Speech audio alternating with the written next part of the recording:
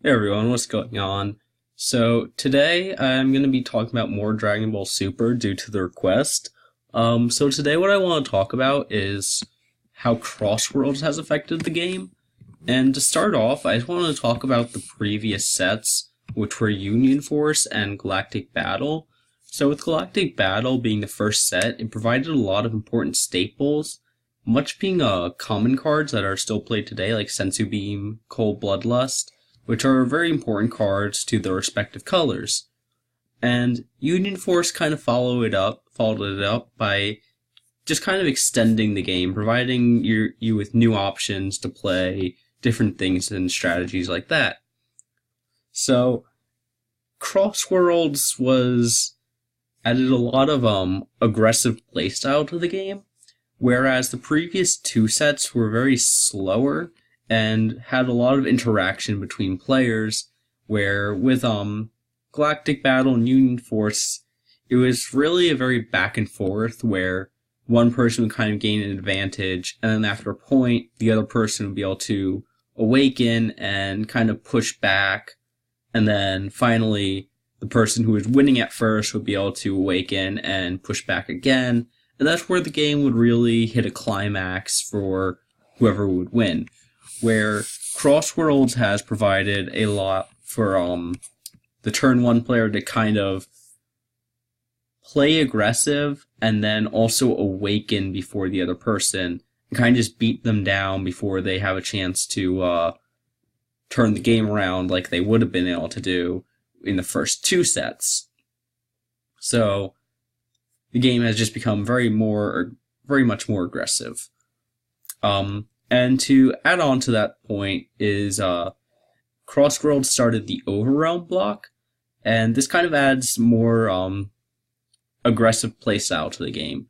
So a lot of decks have incorporated Overrealm, and Overrealm really provides a lot of free advantage and really powerful effects basically for free, which is a bit ridiculous, because when you're already winning or when you're already playing a big card and now you get to basically get rid of your drop area and get another big card, which is basically for free because you're not really going to be using those cards now that they're in your drop area. And because of these aggressive play styles, there's a lot of cards that play out more cards. Like, for example, there's the super combo Shugesh, where when you combo it, you get to play a 3-drop Saiyan out of your hand, or with the Veggie package, where Kaba will either get you the Cleefla, which is 20k, or the Kale, which is a board wipe, which is really just ridiculous because it just adds on this huge amount of aggressive play style and very faster gameplay than what Union Force and Galactic Battle had provided. Whereas with Union Force Galactic Battle, like I mentioned before, there was a very back and forth gameplay, and with Cross Worlds, now the game is a lot faster, with a lot of games being 3, 4, maybe 5 turns. Before Cross Worlds, there's definitely longer gameplay. And the next point, it's a lot less about the gameplay and more about the game's market. Cross Worlds has definitely created a very unhealthy market for the game, where there's not any one specific card that's like destroying this game's secondary market, but it's just kind of like how the cards add up.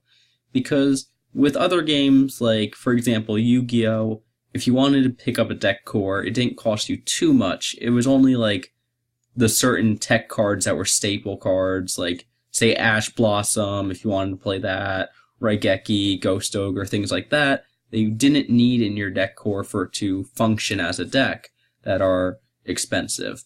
But the problem with this game now is there's a lot of cards that you really do need in your deck for your deck to function properly. For example, like I mentioned before, the Veggie package, that's a $300 engine, and a lot of green decks need it to be able to compete and function. And on top of that, a lot of these prices are due to the fact that there hasn't been a lot of reprints in the game, and the reprints that there have been are exclusive to like judge promos or like special events. Like the Crossworlds release had like the Winter Seal cards, and then there's also the tournament packs where you have like your $30 Broly and just things like that, where it's just very hard for people to obtain these cards that they need for their decks to operate, or they have to drop this insane amount of money on just like 4 cards. And when I say 4 cards, I don't mean 4 different cards. I mean you need a playset of 1 card. And it's just really ridiculous how much money you just need to drop into just a couple of cards that are essential for your deck to work. So back to talking about how the game plays. There's currently a very unhealthy format because of Crossworlds mostly, and that is the Mecha Frieza 8 format, where the deck focuses around beating the opponent turn 2 or turn 3, really.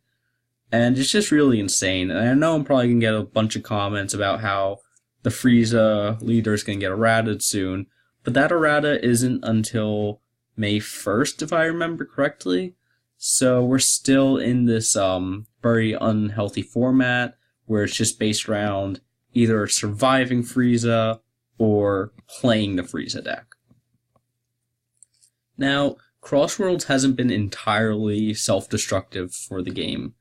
There has been a couple redeeming qualities about this set, such as that the game has increased the game has had a increased skill ceiling because of Crossworlds, because of combos such as like Shugesh and Explosive Goku.